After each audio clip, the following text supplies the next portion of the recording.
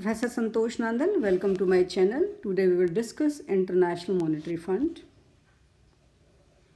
What is International Monetary Fund? The International Monetary Fund is an organization of 190 member countries, each of which has representation on the IMF Executive Board in proportion to its financial importance, so that the most powerful countries in the world or the global economy have the most voting power. Means कि international monetary fund एक organisation है जिसमें 190 member countries हैं और हर country का IMF की executive board में जो उसकी फाइनेंशियल इम्पोर्टेंस है उसके हिसाब से उसका जो उसका प्रोपोर्शन है उसके हिसाब से उसका रिप्रेजेंटेशन होता है. इसका मतलब जो कंट्री ज़्यादा फाइनेंशियल पावर रखती है वो उसकी वोटिंग पावर ग्लोबल इकॉनमी के अंदर ज़्यादा होती है. What are the objectives of IMF? Foster global monetary cooperation. तो आईएमएफ का काम है कि जो ग्लोबल कोऑपरेशन है मॉनेटरी से रिलेटेड उसकी स्पीड को बढ़ाए. सिक्योर फाइनेंशियल स्टेबिलिटी कि every country must be financial stable. Facilitate international trade so it gives कि how the international trade that can be beneficial to each and every country. Promote high employment and sustainable economic growth. Its motive also, it's putting how the employment can be promoted और sustainable economic growth को कैसे हम sustain कर सकते हैं. And reduce poverty around the world. गरीबी कम करना. Macro economic growth large scale के ऊपर, not at the micro level, छोटे level पे, large scale पे economic growth को बढ़ाना. Policy advice and financing for developing countries. So it also advises for making policy और जो डेवलपिंग कंट्री है उनको फाइनेंस भी करता है IMF. Promotion of exchange rate stability and an international payment system कि जो इंटरनेशनल पेमेंट सिस्टम है वो कैसे स्मूथ किया जाए उसको, और एक्सचेंज रेट जो स्टेबिलिटी है उसका कैसे प्रमोशन हो आईएमएफ का, ये भी एक ऑब्जेक्टिव है. What does the IMF do? It has three critical missions: furthering international monetary cooperation, increasing expansion of trade and economic growth, trade और economic दोनों को बढ़ाना, making cooperation between country among member countries, discouraging policies that would harm prosperity. तो इस तरह की policies को भी discourage करता है जो समृद्धि है, जो prosperity है उसको harm करें.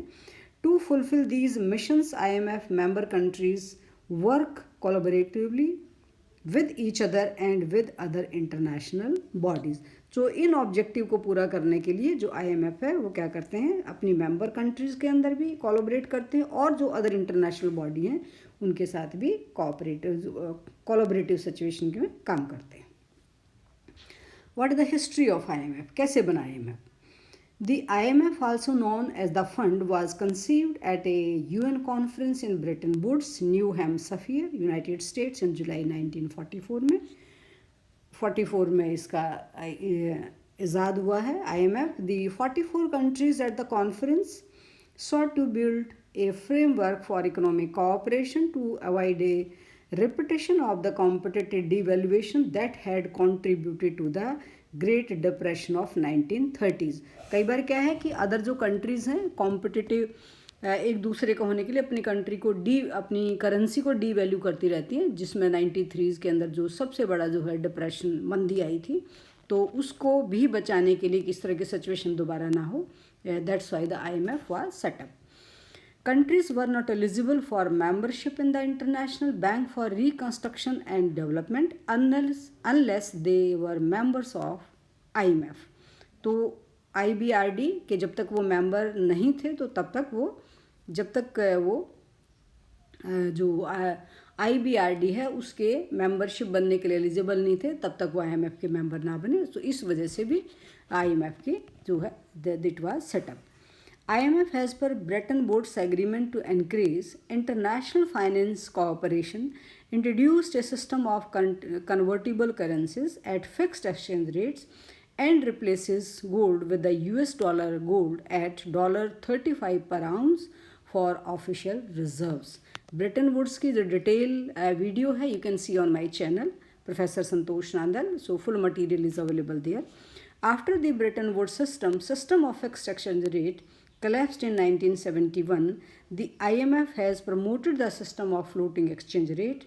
Countries are free to choose their exchange arrangements, meaning that market forces determine the value of currencies relative to one another. The system continues to be in place today. तो ये system आज भी लागू है. पहले क्या था, फिक्स्ड एक्सचेंज रेट था कि एक करेंसी का दूसरी करेंसी से जो दोनों आपस में यदि हम तब्दील करते हैं या एक्सचेंज करते एक दूसरे से तो वो रेट फिक्स था. अब क्या हो गया, फ्लोटिंग एक्सचेंज रेट है. और यहाँ पर जो कंट्रीज़ हैं वो फ्री हैं, वो अपना एक्सचेंज अरेंजमेंट अपने आप चूज़ कर सकती हैं. That how the there depending on की demand and supply in the market regime. और ये आज की तारीख में भी लागू है. During 1973 oil crisis, IMF estimated that the foreign debts of 100 oil importing developing countries increased by 150% between 1973 and 1977, complicated further by a worldwide shift to floating exchange rates. IMF administered a new lending program during 1974-76 called the Oil Facility. Funded by oil exporting nations and other lenders, it was available to nations suffering from the acute problems with their balance of trade due to the rise in oil prices. तो जो 1973 के अंदर जो oil crisis हुआ था उसके अंदर जो डेवलपिंग कंट्रीज़ हैं उनका जो डेब्ट है ऑयल को इम्पोर्ट करने के लिए वो 150% तक इंक्रीज़ हो गया था. और 1973 के अंदर situation was so complicated at that time, और इसलिए IMF ने क्या किया कि एक नया लैंडिंग प्रोग्राम लेके आए 1974-76 में, जिसको हम ऑयल फैसिलिटी का नाम भी देते हैं. और जो ऑयल एक्सपोर्टिंग कंट्रीज़ हैं, जो नेशंस हैं या जो अदर लेंडर्स हैं, ये उनके लिए अवेलेबल है यदि वो बैलेंस ऑफ ट्रेड के अंदर यदि इस तरह की सिचुएशन से वो सफ़र कर रही हैं कि balance of trade acute problem हो गई है उसके अंदर. क्यों? क्योंकि ऑयल प्राइसेस बढ़ गई हैं. तो इस वजह से ये सिस्टम IMF ने कब बनाया था, 1974-76 के जो ऑयल क्राइसिस हुए थे. IMF was one of the key organization of the international economic system. Its design allowed the system to balance the rebuilding of international capitalism with the maximization of national economic sovereignty and human welfare, also known as embedded liberalism. तो इसका मतलब एक human welfare का aspect भी IMF के अंदर linked है. The IMF played a central role in helping the countries of the former Soviet bloc transition from central planning to market-driven economies. In 1977, a wave of financial crisis swept over East Asia from Thailand to Indonesia to Korea and beyond. The International Monetary Fund created a series of bailouts rescue packages for the most affected economies to enable them to avoid default, trying the packages to currency, banking and financial system reforms. तो जो financial जो crisis 1977 के अंदर और the countries which are mentioned here suffered lot. तो IMF made a mechanism so that such kind of package of currency must be given to them so that their financial जो banking और जो उनके financial system जो reforms हैं वो सफ़र ना करें. Global economic crisis 2008, IMF undertook major initiatives to strengthen surveillance to respond to a more globalized and interconnected world. These initiatives included revamping the legal framework for surveillance to cover spillover when economic policies in one country can affect another, deepening analysis of risks and financial system, stepping in assessments of members' external positions, and responding more prompting concerns of the members. So 2008 के जो financial crisis थे हमारे that was world over, all over country. तो वहाँ पर भी IMF ने took initiative so that how the countries which are interconnected to each other in the world so they may not affected, and such kind of the packages were given by IMF. What are the functions of IMF?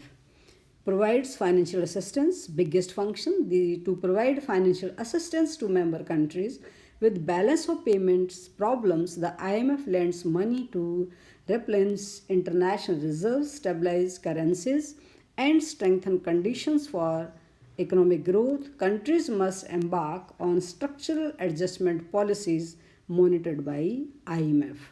India ने भी 1991 के अंदर structural adjustment such kind of policy programme were started to enhance the speed of economic growth. IMF surveillance, it oversees the international monetary system and monitors the economic and financial policies of its 190 member countries as part of the process which takes place both at the global level and in individual countries. The IMF highlights possible risks to stability and advises on needed policy adjustments. So between countries, member countries also, and outside the member countries, making a relationship with the international organization so that IMF can provide more and more benefits, in that the more and more risks can be covered and there will be stability and there will be no any adverse impact on these countries. Capacity development. It provides technical assistance and training to central banks, finance ministries, tax authorities, and other economic institutions. This helps countries raise public revenues, modernize banking system, develop strong legal frameworks, improve governance, and enhance the reporting of macroeconomic and financial data. It also helps countries to make progress towards the sustainable development goals. So besides financial assistance or just to keep an eye on it, जो IMF है वो capacity development का भी काम करता है by providing the technical assistance की different kind of the trainings to their ministers, tax authorities, other economic institutions, और ये क्या करें, पब्लिक रेवेन्यू को बढ़ाने में मदद करें और बैंकिंग सिस्टम मॉडर्नाइजेशन हो और एक लीगल जो फ्रेमवर्क है वो स्ट्रॉन्ग बिल्डअप हो और गवर्नेंस है जो उसमें भी सुधार हो और इस तरह का जो ऑल ओवर वर्ल्ड इस तरह के सिस्टम अडॉप्ट किए जाएं और ये सस्टेनेबल डेवलपमेंट गोल्स को अचीव करने की तरफ भी IMF क्या करते हैं, मदद करते हैं. What is the governance setup of IMF? Board of Governors. It consists of one governor and one alternate governor for each member country. Each member country appoints two governor. तो हर कंट्री अपने दो governor appoint करती है और ये एक governor हो तो एक जो है अकॉर्डिंग टू रोटेशन और एक अल्टरनेट गवर्नर भी होता है. It is responsible for electing और appointing executive directors to the executive board, approving quota increases, special drawing rights, allocations, admittance of new members, compulsory withdrawal of members, amendments of the articles of agreements and by laws. Board of Governors is advised by two ministerial committees, the International Monetary Fund Committee and the Development Committee. तो जो board of जो governors हैं वो उनको कौन advise करती हैं, एक है international monetary and finance committee और दूसरी है development committee. Board of governors of the IMF and the world bank group normally meet once in a year during the IMF world bank annual meeting to discuss the work of their respective institutions. तो IMF और world bank के बीच में भी coordination है, दोनों एक साल में एक बार ज़रूर उनकी मीटिंग होती है. और यदि वर्ल्ड बैंक के ऊपर आपको detail if you want to see video, it's available on my channel professor Santosh Nath. Ministerial committees. The Board of Governors is advised by two ministerial committees. कौन सी वो, international monetary and financial committee. क्या इसके अंदर क्या है, 24 मेंबर्स हैं, drawn from the pool of 190 governors and represents all member country. तो 190 में से 24 को वो पिक किए जाते हैं और ये सारी कंट्रीज़ को मेंबर कंट्री क्या करते हैं, रिप्रेजेंट करते हैं. It discusses the management of the international monetary and financial system. It also discusses proposals by executive boards to amend the articles of agreement and by any other matters of common concern affecting the global economy. Second committee is Development Committee is a joint committee 25 members from Board of Governors IMF और World Bank से 25 member लिए जाते हैं tasked with advising the boards of governors of the IMF and the World Bank on issues related to economic development in emerging market and developing countries. It serves as a forum for building intergovernmental consensus on critical development issues. Executive Board. It is a 24-member executive board elected by the Board of Governors. It conducts the daily businesses of the IMF and exercises the powers delegated it by the Board of Governors and powers conferred on it by the articles of the agreement. It discusses all aspects of the fund's work from the IMF staff, annual health checks of member country, economies to policy issues relevant to the global economy. The board normally makes decisions based on consensus, but sometimes formal votes are taken. Votes of each member equal the sum of its basic votes, equally distributed among all members, and quota-based votes. A member's quota determine its voting power. तो इस वजह से ये जो selection है वो IMF का होता है. IMF management. IMF's managing directors is both chairman of the IMF's executive board and head of IMF staff. Same दोनों. The managing director is appointed by the executive board by voting or consensus. IMF members, any other state, whether or not a member of the UN, may become a member of IMF in accordance with the IMF Articles of Agreement and terms prescribed by the Board of Governors. तो यदि UN का member भी नहीं है लेकिन IMF के जो article और एग्रीमेंट्स के अंदर या बोर्ड ऑफ गवर्नर में जो प्रेस्क्रिप्शन कर रखी है, प्रेस्क्राइब किया हुआ है, उसके हिसाब से मेंबर बन सकते हैं आईएमएफ के. Membership in the IMF is a prerequisite to membership in the IBRD. Pay a quota subscription. On joining the IMF, each member country contributes a certain sum of money called a quota subscription, which is based on the country's wealth and economic performance. So ये क्या है? This is a quota system कि जो भी country IMF को join करती है उसको उसके अंदर अपनी जो उसकी फाइनेंशियल हेल्थ है या उसकी इकोनॉमिक परफॉर्मेंस है उस कंट्री की, उसके हिसाब से उसको कुछ जो सम ऑफ मनी है वो क्या करना होता है, कंट्रीब्यूट करना होता है. इसको हम कोटा फॉर्मूला कहते हैं. It is weighted average of GDP weight of 50%. This is the criteria. Openness 30%, economic viability variability 15%, international reserve 5%. तो दिस इज द कॉन्ट्रीब्यूशन कि जीडीपी के अंदर उसका वेट 50% है, ओपननेस में 30% है, इकोनॉमिक जो वेरिएबिलिटी है उसमें 15% है, इंटरनेशनल रिजर्व्स के अंदर 5% है. GDP of member country is measuring कितना हो जाएगा, ये 50 + 30 + 20 100% हो गया और इसको डिवाइड किया गया 100 को कि ये कोटा होगा. GDP of A member country is measured through a blend of GDP based on market exchange rates, weight of 60% and purchasing power parity exchange rates 40%. तो जीडीपी का जो क्राइटेरिया है जहां हमने वेट 50% लिया उसके अंदर क्या होगा, 60% तो होगा मार्केट एक्सचेंज रेट के बेस के ऊपर कि क्या करेंसी का क्या रेट है, और दूसरा कि उस करेंसी की क्या वैल्यू है in comparison to other country, जिसको purchasing power parity exchange rate बोलते हैं, और उसका हुआ quota 40%. Special drawing rights is the IMF's units of account and not a currency. The currency value of the special drawing rights is determined by the summing the value in US dollars based on market exchange rates of currency value of the SDR basket of currencies.